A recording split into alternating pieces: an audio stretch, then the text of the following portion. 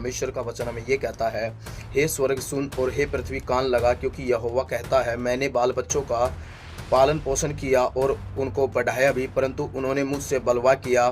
बैल तो अपने मालिक और गधा अपने स्वामी की चरनी को पहचानता है, परंतु इजराइल मुझे नहीं जानता, मेरी प्रजा विचार नहीं करती।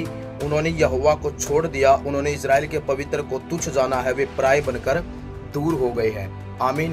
मेरे प्रियो, परमेश्वर का वचन हमें यहाँ पर यह सिखाता है कि परमेश्वर इजराइल के लोगों को ये बताता है, ये उनको समझा रहा है कि कैसे ना कैसे करके मैंने तुम लोगों के जीवनों में कितने बड़े बड़े आश्चर्य कर्म और चमत्कारों को किया, किस प्रकार से मैं तुम्हें मिस्र की गुलामी में से निकाल के लेकर के आया, और जंगल के रास्ते में मैंने तुम्हारे लिए हर एक उस चीज का प्रबंध करके दिया जिसकी मांग आप लोगों ने परमेश्वर से की थी। हालेलुया। तुम्हें खाने के लिए मन्ना दिया गया, पीने के लिए पानी दिया गया, हर एक चीज का प्रबंध परमेश्वर ने इजरायली लोगों के लिए किया।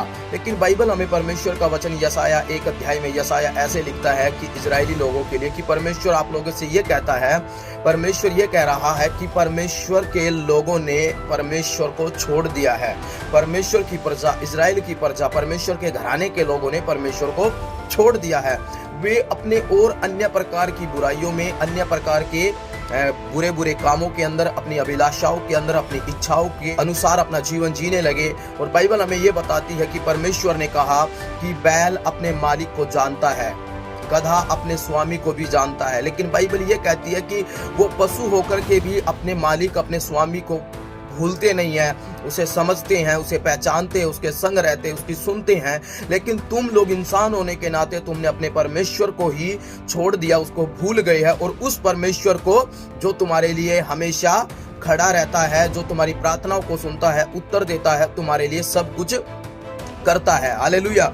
जब हम यहाँ पर आगे वचन को पढ़ते हैं, ये सब बातें परमेश्वर ने इजरायली लोगों के लिए कही। और आगे वचन में 1 अध्याय के 18 में ऐसे लिखा है, यहोवा कहता है, आओ हम आपस में वाद विवाद करें, तुम्हारे पाप लाल रंग के हो तो भी वे हिम के समान उजले हो जाएंगे, और चाहे अगरमानी रंग के हो तो भी ऊन के समान श्वेत हो जाएंगे। आमीन। यानी कि परमेश्वर जानता है, परमेश्वर को पता है कि इन लोगों की जो हरकतें हैं, इन लोगों के जो कार्य है, वो मेरी समझ से परे है, वो परमेश्वर के विरुद्ध में है। और बाइबल में परमेश्वर ने ये कहा कि अगर तुम आज प्रार्थनाएं भी करोगे तो भी मैं तुम्हारी प्रार्थनाओं को नहीं सुनूंगा, तुमने मेरे विरोध में काम किया। अरे मैंने तुम्हारे लिए जो कुछ भी किया, मैंने तुम्हारे लिए जितना भी किया, हालेलुया, वो भी कम है, तो मैं तुम्हारे लिए और उससे बढ़कर के करने वाला तुम्हारा परमेश्वर हूँ। हालेलुया। लेकिन तुम लोगों ने परमेश्वर के उस प्रेम को ठुकरा दिया। इसलिए बाइबल हमें कई बार ये सिखाती और समझाती है प्रकाशित वाक्य में कि तुमने अपना पहला सा प्रेम छोड़ दिया है। यानी कि जब परमेश्वर के ऊपर एक व्यक्ति विश्वास करता है, परमेश्वर उसके जीवन में कार्य करता है,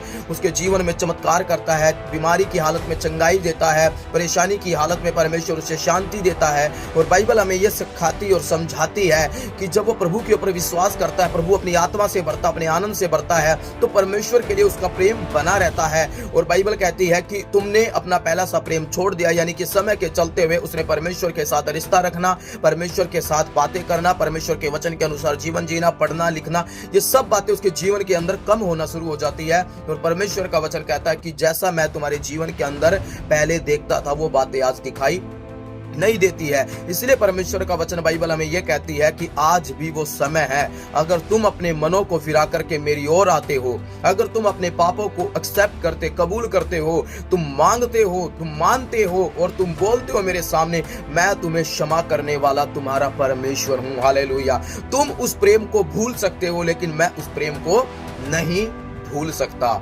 आमीन। और बाइबल हमें यहाँ पर परमेश्वर का वचन ये सिखाती है, मीका ने भी कहा कि वो तुम्हारे अधर्म के कामों को, वो तुम्हारे पापों को समुद्र की गहराई में लेकर के चला जाएगा, वो कभी तुम्हारे अधर्मों को स्मरण नहीं करेगा। हालेलुया। परमेश्वर कहता, तुम आओ मेरे साथ वाद विवाद करो, मुझसे बात करो, मुझसे प्रार्थना करो, मेरी उपस्थिति में आ जाओ, मेरी हजूरी में आ जाओ। जिस परमेश्वर की उपस्थिति से आज तुम दूर हो, भाग चुके हो, अलग हो चुके हो, परमेश्वर कहता है अगर आज आप आते हैं तो मैं तुम्हारे जीवनों को फिर से बदलने वाला और तुमको बढ़ाने वाला परमेश्वर हूं, क्योंकि मैं तुमसे प्रेम करता हूं। हालेलुया। परमेश्वर कहता तुम मुझसे वाद विवाद तो करो, तुम मेरी उपस्थिति में तो आओ, तुम मेरी हजूरी में तो आओ, और देखो मैं तुम्हारे लिए क्या कुछ ना करूंगा।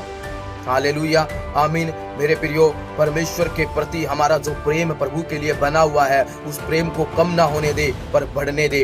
हमें कभी भूलना नहीं चाहिए, हालेलुया, कि प्रभु ने हमारे लिए कितना कुछ किया।